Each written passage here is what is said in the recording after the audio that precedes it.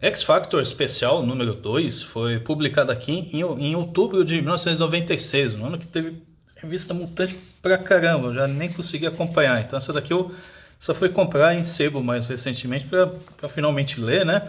E assim como o primeiro X Factor, ele abriu, publicou em papel couché e tal, então tem um, né, um acabamento mais legalzinho e tal. Vai ser aquela fase do X Factor que começou com o Peter David, mas aqui já vai ser o J.M. DeMatteis escrevendo, né? Ele vai manter esse meio tom assim de um pouco de humor, um pouco mais assim, o que pega mais é a treta entre os membros da equipe e tal, assim como e isso continua mais, assim, seguindo a fase do Peter David. Tá? Humor e aquele diálogo mais refinado dá uma baixada, assim, nessa fase do DeMatteis e tal.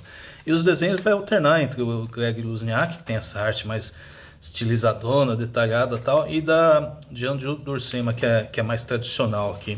E o que vai acontecer nessa história principalmente duas coisas, que é primeiro você tem um homem múltiplo que foi infectado pelo vírus legado, então a personalidade dele tá lá tretando tal, entre as cópias tal, e vai ter uma vilã chamada Guarida, meio loucona, assim, que eles vão acabar tendo que combater. E nisso tem umas outras coisas da trama, que o Randon, que eu acho legal pra caramba, aquele cara que as mãos viravam essas mega espingardas que vai acabar entrando pra equipe mais pra frente e tal.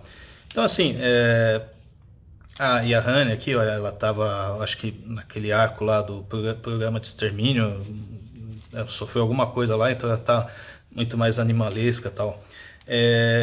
Pelo menos no desenho do Greg Luzniak aqui, ela fica muito legal e tal. Assim, e aí nessa fase já não vai ser mais a Valerie Cooper cuidando da equipe, aquela intermediação com o governo, vai ser o Forge e tal. E nisso tem lá uma outra trama que o governo está atacando a Lorna, tal, não explica direito ainda nessa revista tal. E ela vai ser salva por essa loucona aqui, a vilã Guarida, que é uma indiana que imagina que vai trazer a paz entre humanos e mutantes, só que para isso ela precisa dar uma devastadinha no mundo antes tal, para as profecias se realizarem então. Então vai ter esse conflito, porque ela vai estar lá chavecando a Lorna e outros membros aqui do X Factor para entrar para seguir ela, né? E ao mesmo tempo o governo dos Estados Unidos vai mandar o X Factor atrás dela, porque vai descobrir que ela é muito mais uma terrorista querendo causar esse caos no mundo do que exatamente salvar, né?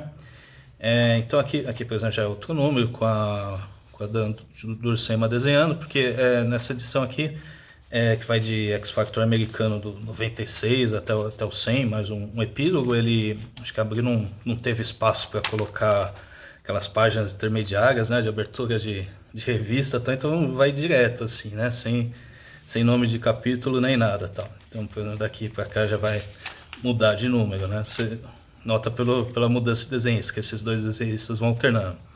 E desse cara aqui, do Greg Luzniak, é muito legal esses splash que ele faz aqui e tal. Bem anos 90, né? Saiu aqui em 96, isso é equivalente aos 92, 93 nos Estados Unidos, assim. Então vai estar exatamente no auge, assim. Às vezes tem umas cenas de combate que isso perde um pouco, porque meio que assim, você não tem uma coisa muito refinada do que está acontecendo, né? O cara todo mundo meio que tá atirando pra um lado e tal, e às vezes é legal você ver umas cenas de combate que tá mostrando um pouco mais de técnica, assim, né? Tipo, o cara usou uma estratégia de derrubar certa coisa pra causar isso tal, ou usar um poder de um jeito específico tal. E às vezes essas cenas de ação aqui ela é muito mais assim, no sentido de splash page, né? Tipo, assim, por exemplo, é legal, mas não tem exatamente uma história do combate.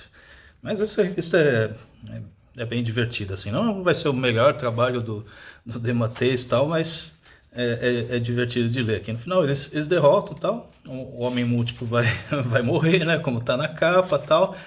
E aí no final dessa parte que seria o X Factor 100,